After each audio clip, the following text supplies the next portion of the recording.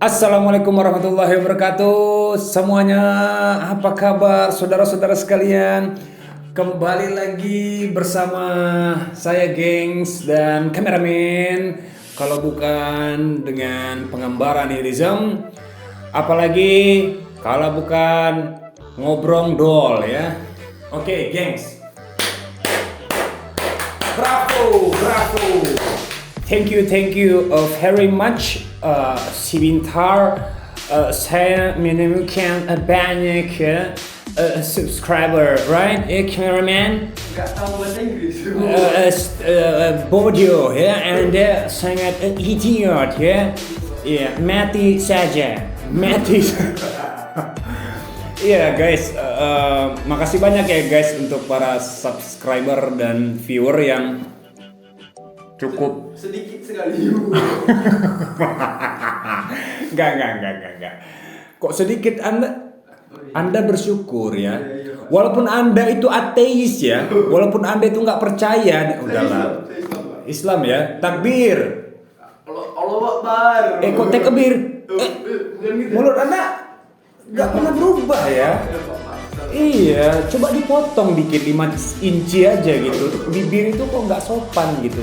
Gatal bibir Anda ya. Gigi Anda tolong disikat lah ya, silau. Oke, gengs. Aduh, batuk. Makasih banyak untuk para subscriber dan para viewer yang terus mensupport channel saya dalam membahas hal-hal tentunya isu-isu yang sedang beredar di Indonesia Raya Merdeka. Dan khususnya juga kita akan menyoroti dunia, apa peristiwa yang sedang terjadi, apakah itu panas atau dipanas-panasin, apakah itu marak atau dimarak-marakin, itu berita, isu atau Gorengan. yes, exactly.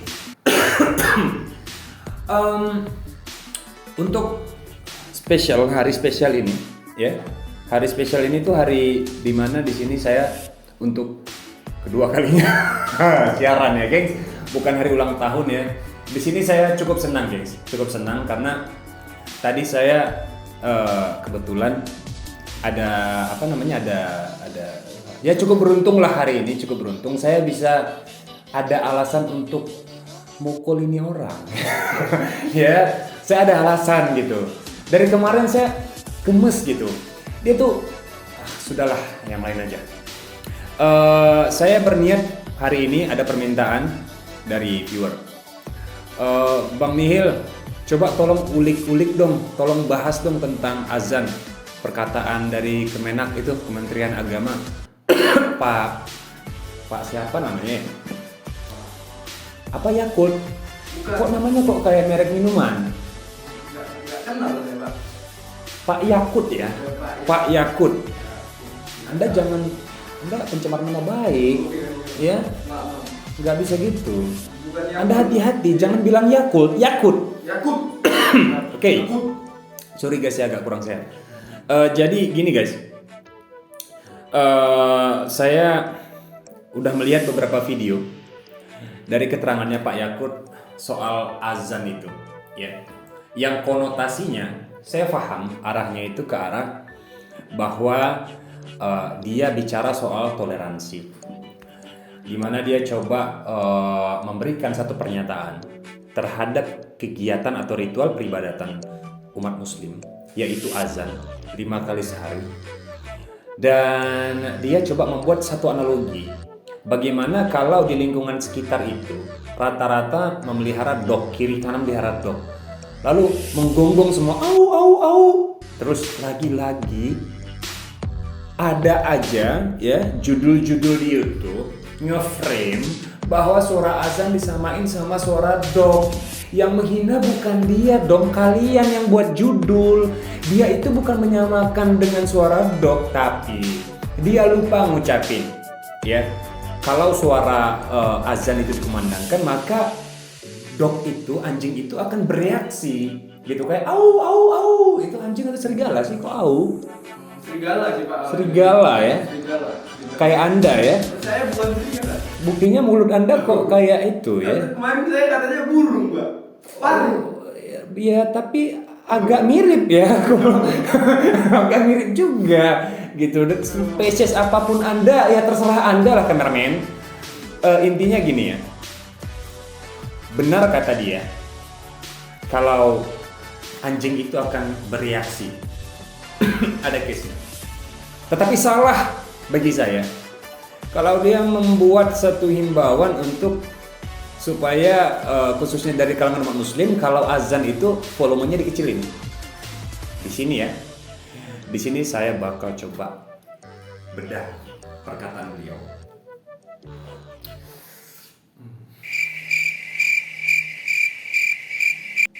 Lama sekali Pak. Jangan ketiduran. Anda jangan buat saya terkejut ya.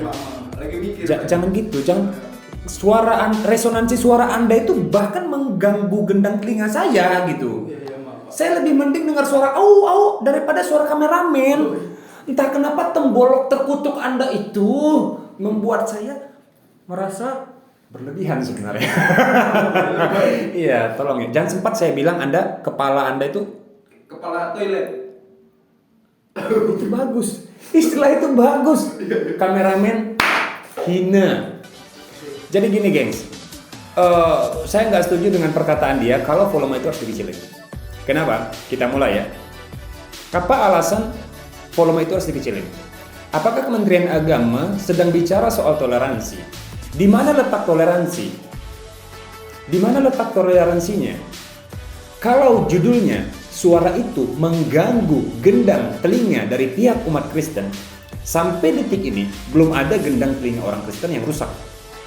Kalau ada case-nya, wah, sepertinya itu telinga kali lawar ya, yang tajam sekali. Tapi sepertinya nggak ada. Dan baru-baru ini aja sebenarnya dipermasalahkan. Tapi akan saya coba preteli habis-habisan soal keterangan Kementerian Agama. Saya bukan provokasi ya. Saya bukan sedang memprovokasi ataupun bersikap provokatif. Tapi kita fair ya. Sebagai orang memiliki nalar yang cukup tinggi. Enggak, kurang mulia itu. Cukup Sangat-sangat tinggi. kurang mulia. Apa yang lebih mulia dari sangat tinggi gitu? Suka hati Bapak aja lah Pak. Ya itu lebih nggak enak ya. Tapi saya cukup punya penalaran yang bisa dipertanggungjawabkan. Pertama, perhatikan ya, teman-teman perhatikan. Kalau judulnya pihak umat Kristen, misalnya ya, ada pendekatan sosial dari Kementerian Agama sehingga dia memberikan surat edaran ataupun membuat satu narasi ya berupa pernyataan bahwa speaker itu harus dikecilkan disebabkan karena mungkin ada beberapa pihak Kristen yang merasa terganggu. Kalau mayoritasnya Kristen di lingkungan tersebut, di komunitas tersebut ya, atau di tempat itu, tempat tinggal itu yang dekat dengan masjid, tetapi sekelilingnya itu umat Kristen. Lahir satu pertanyaan. Pertama, umat Kristen merasa terganggu karena apa? Kalau judulnya karena bahasa Arab yang dilakukan, yang dinadakan, seruan itu dengan bahasa Arab itu dilakukan atau dilantunkan dengan speaker, lalu mereka tidak terima. Sepertinya itu kurang fair. Kita buat eksperimen. Kalau memang 5 kali sehari dalam lingkungan itu diputar lagu Van Beethoven, Rachmaninoff atau Chopin, musik-musik legendaris 5 kali sehari, apakah mereka senang? Walaupun para anjing-anjing itu memberikan reaksi juga, apakah mereka senang? Saya senang pasti, karena saya suka musik itu. Atau diputar lagu-lagu rohani Kristen, apakah mereka akan senang? 5 kali sehari senang ya. Jadi kalau memang judulnya senang, kalau memang judulnya karena resonansi, kalau judulnya karena gelombang suara, kalau judulnya karena kenyamanan, kalau judulnya karena bahwa azan itu kurang nyaman di telinga dengan nada sebesar itu, tapi kalau Van Beethoven diputar atau Rachmaninoff diputar mungkin akan nyaman. Saya jadi teringat dengan pepatah Latin mengatakan bahwa de gustibus non est disputandum. Coba ulangi.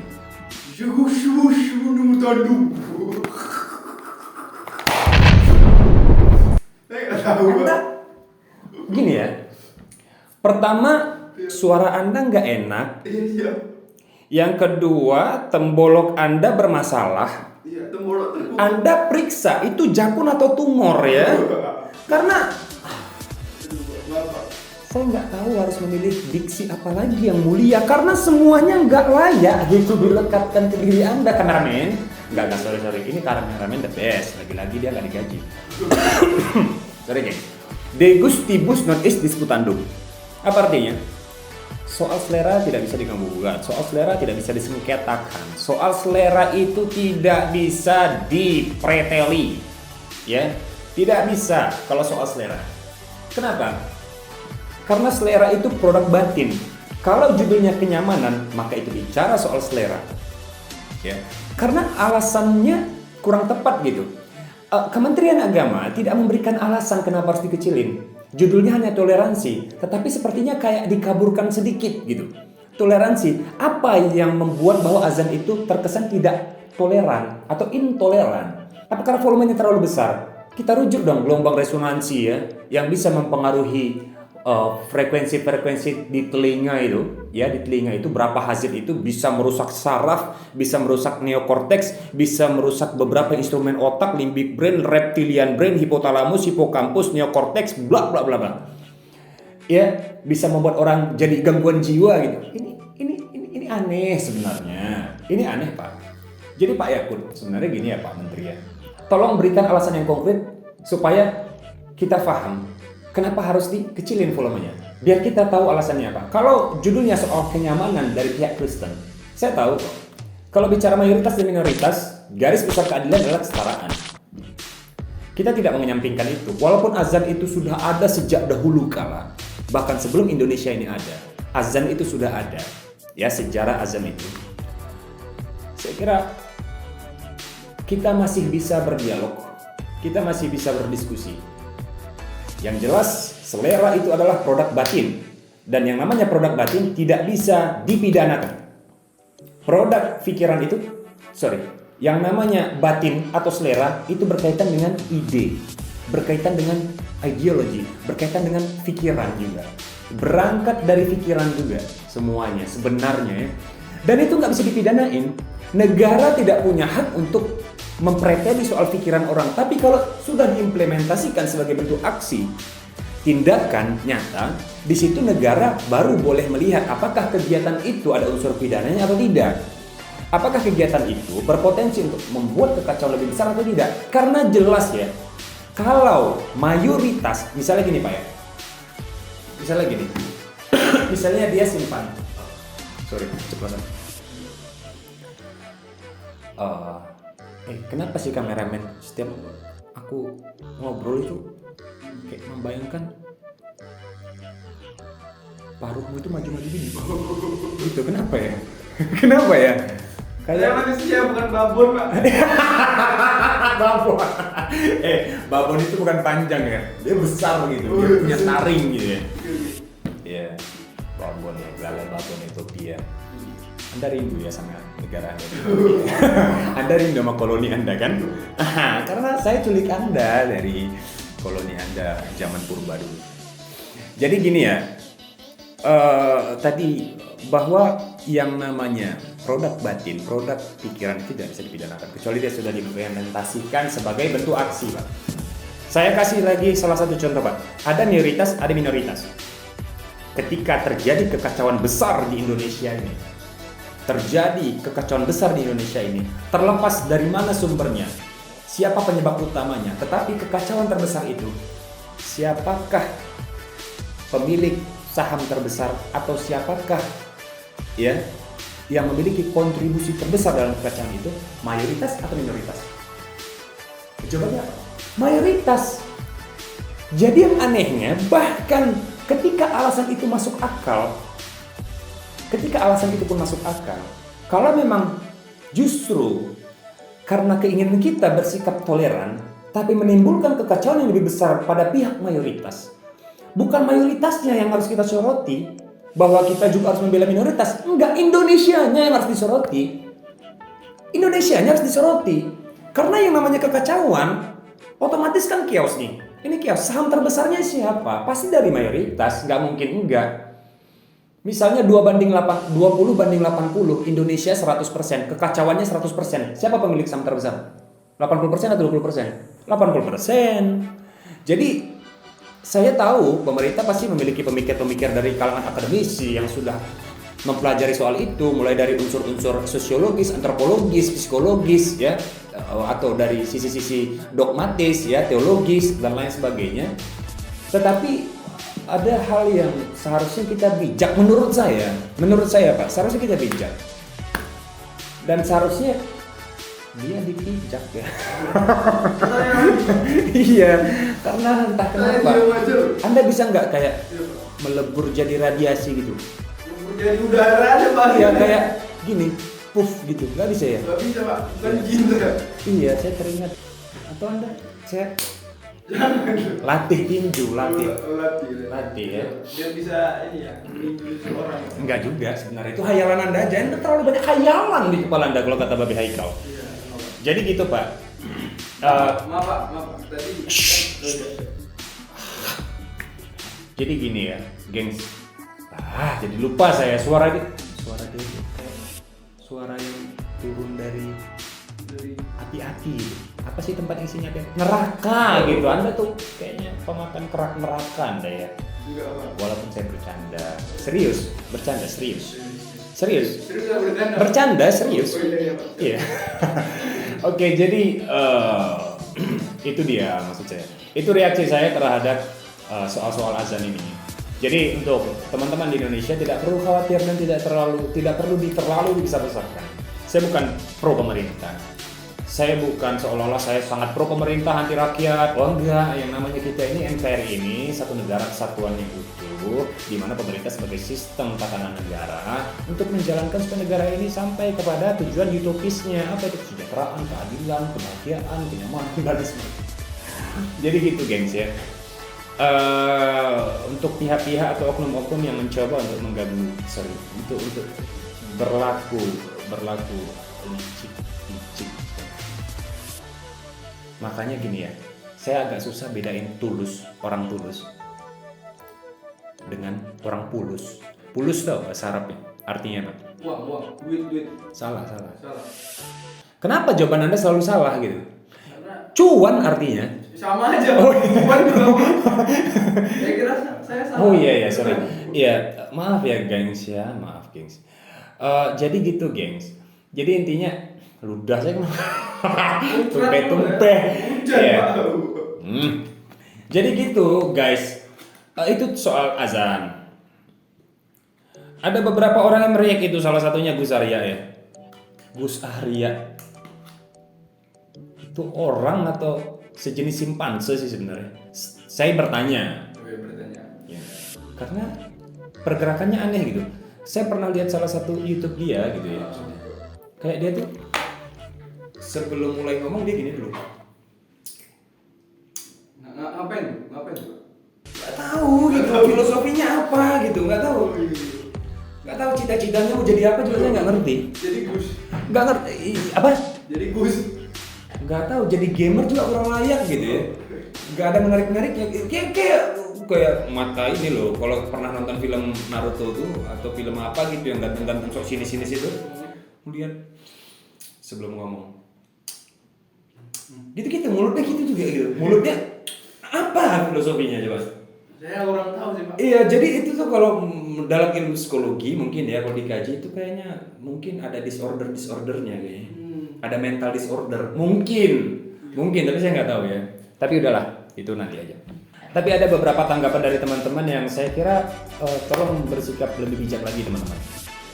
Kalau kita mau memberikan reaksi, coba bangun satu keterangan atau sebelum itu kita nyatakan ya, atau sebelum itu menjadi sebuah pernyataan.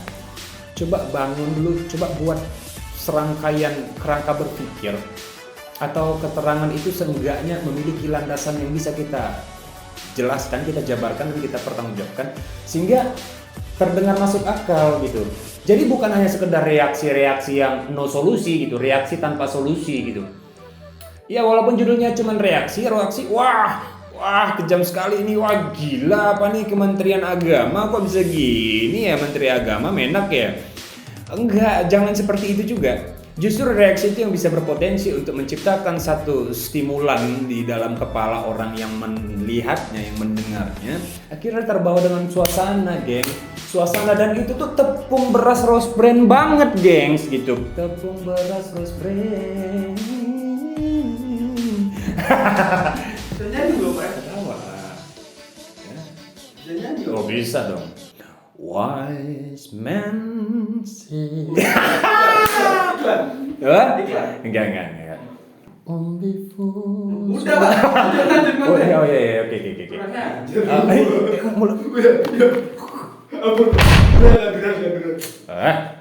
Jadi gitu ya, guys ya, tanggapan saya bahwa intinya konklusinya adalah ingat, soal pernyataan Kementerian Agama tidak usah lagi kita perbesar lagi, karena negara juga tidak akan cukup mampu menurut saya ketika berbicara soal kenyamanan semisal atau selera itu diganggu gugat, nggak bisa. Itu kembali lagi kepada bagaimana etika terbentuk dan bagaimana akhlak terbentuk, bagaimana konsensus terbentuk, bagaimana kesepakatan itu bisa terbentuk. Kembali lagi ke situ nanti batasan etisnya. Ini kan bicara soal batasan etis kan, bukan hanya sekedar toleransi kan. Dari mana unsur kriminalisasinya? Dari mana unsur kita mendiskreditkan satu kelompok tertentu? Bagaimana mungkin kita bisa ingin ada niatan mendegradasi pihak minoritas? Jadi cerdas, gengs. Cerdas seperti nih. enggak. Pokoknya jangan ceroboh, guys. Jangan ceroboh seperti dia, dan jangan kita itu panik seperti dia, dan jangan terkutuk seperti kameramen tuh. Enggak, kameramen tuh pinter. Iya kan kameramen, bener. Tanggapan kamu gimana sih? Coba. Tentang apa, Pak? Azan itu yang katanya au gitu. Menurut, Yang katanya ya, padahal nggak gitu sebenarnya. menurut saya sih cuman mungkin mereka orang-orang. Udah nggak guna. Menurut kebanyakan gaya, nggak dia nggak ngerti kok. nggak ngerti. Ini pinter dia, pinter untuk dia orang dungu, pinter dia. Enggak. Jadi gitu ya, gengs ya.